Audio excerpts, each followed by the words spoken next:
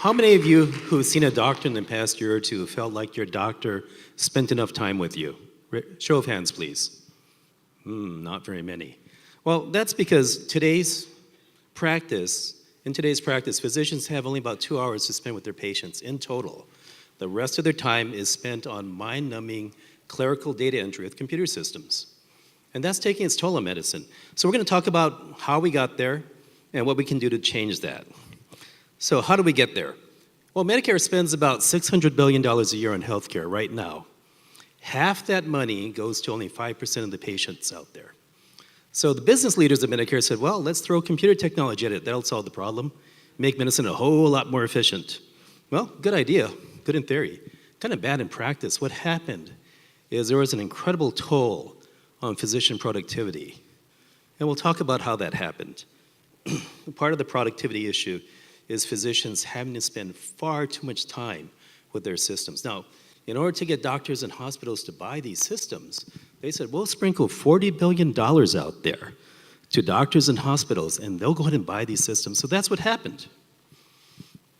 Again, good idea. Well, not so good in practice. So let's look back in time.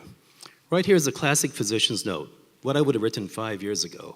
It took me 30 seconds to compose and dictate after a brief visit with a patient. Today, doctors are going to have to deal with something we call checkbox hell, or the descent to it.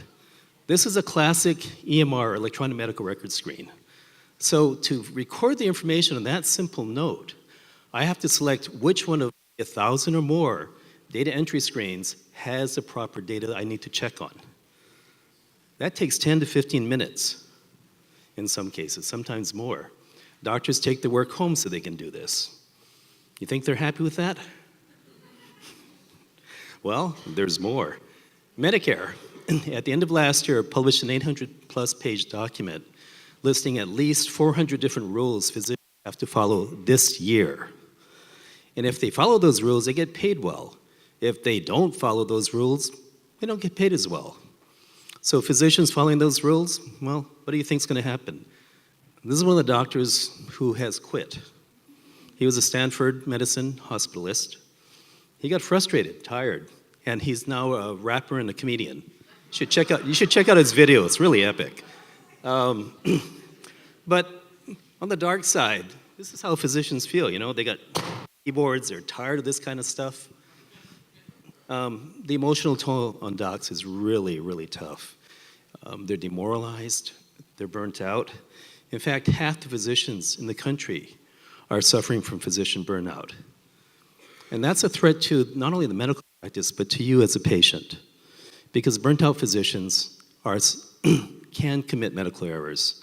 In fact, we suggest that if your physician is burnt out, you change physicians.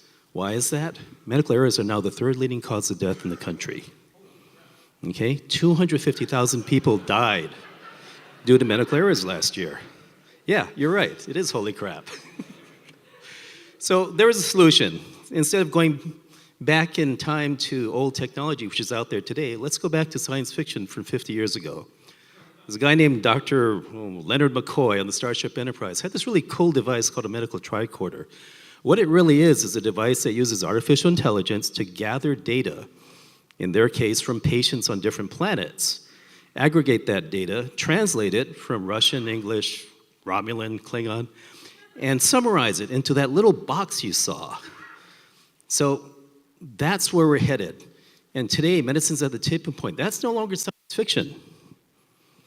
What was science fiction 50 years ago is something we can do today. So I'll walk through how we're doing that. On the bottom right or left of the screen is your checkbox health screen, which is in hospitals today. An artificial intelligence agent can take that data and summarize it into a simple little summary for the physician of what he or she needs to know when he or she needs to know it. That's stage one. Stage two is to take that progress note I showed you earlier, apply another type of artificial intelligence called natural language processing, and convert that data into the database that's currently stored in. So 2 different phases. This is what our Medicaltricorder looks like. The bottom part is an expert system. Top left is an NLP, or natural language processing. Top right is actually a machine learning system. And that's what we're working on delivering right now. want to thank you for your time. I'm Brian Martin. I'm a computer scientist and physician, and my company is building this technology. Thanks.